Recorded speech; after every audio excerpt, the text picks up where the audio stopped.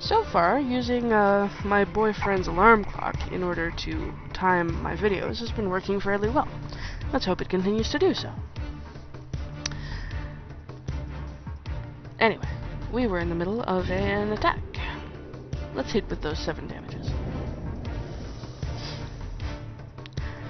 This is actually quite likely to be a very short video, because I should be able to win with this Phoenix. Even if I have to keep him down to block, I can win with him in 3 turns. Even shorter than that if I ever use this. But I'm playing slightly defensively just in case. Okay, are you going to summon your burning dude? Forest. Are you going to summon your burning dude? You're going to summon nothing. In that case, I just won.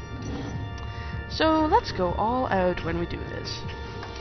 Burn you, get my Phoenix back, then all out attack for more damage than I would otherwise be. That sounds like fun. Because haste. Haste is an ability, folks. Haste is useful. Beat me up the first time, will ya? I seem to be doing really well with this deck. This whole fire thing is going down magnificently. The elephant has learned the secrets of fire. The rival expedition has learned the secrets of fucked. And Serpentstare wins. And I get Fire Servant. If a red instant or sorcery spell you control would deal damage, it deals double that damage instead. That is excellent. It only costs 5 too, and it's a 4/3. That is excellent. I definitely want that. And that's deal damage to anything. Okay. Let's go back and check out the deck manager. 5 out of 40 cards unlocked.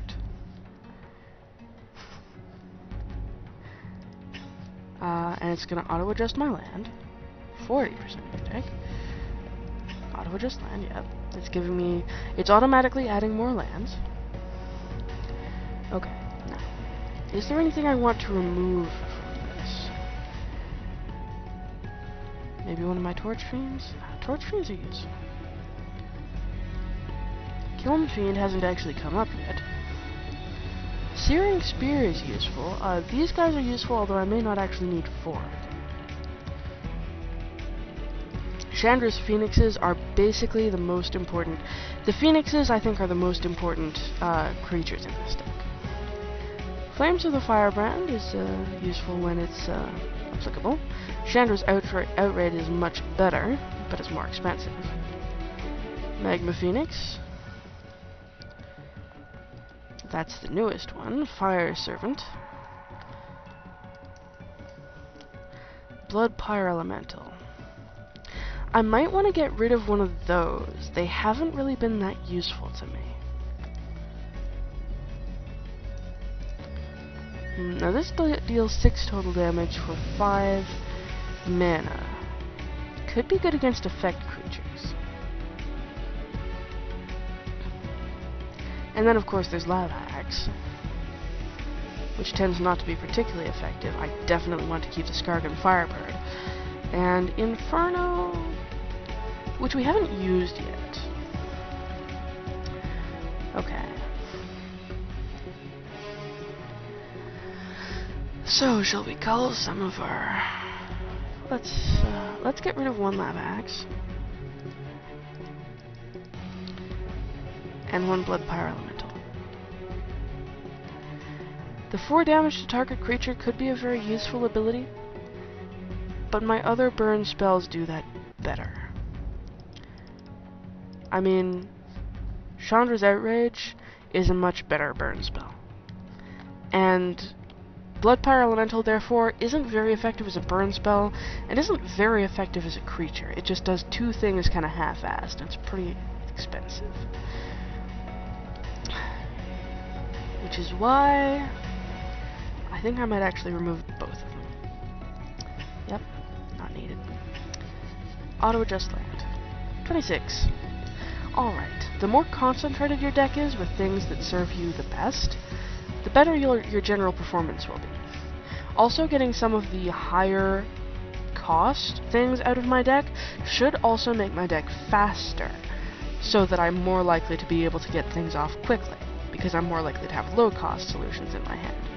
So, for instance, more likely to have a Chandra's Outrage, slightly, if I don't have one of these taking up the space in my deck, and I can cast this one turn sooner, and as a burn spell it's much more useful.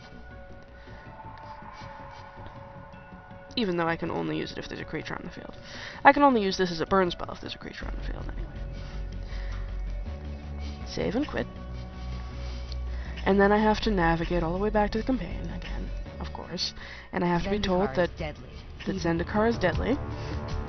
What's next? Survive the Royal. Overcome this encounter. I'm actually very curious about this. I mentioned that Zendikar is a very elemental plane. If you play D&D, it's basically the D&D default setting Limbo. Stone, fire, water, it's all moving, all the time. The landscape is constantly changing, and these changes are referred to as the Royal. I'm not sure how that's going to be represented by creatures and spells, but I look forward to finding out. Come with me and find out next time on Let's Play Magic 2014 with me, Serpentstare.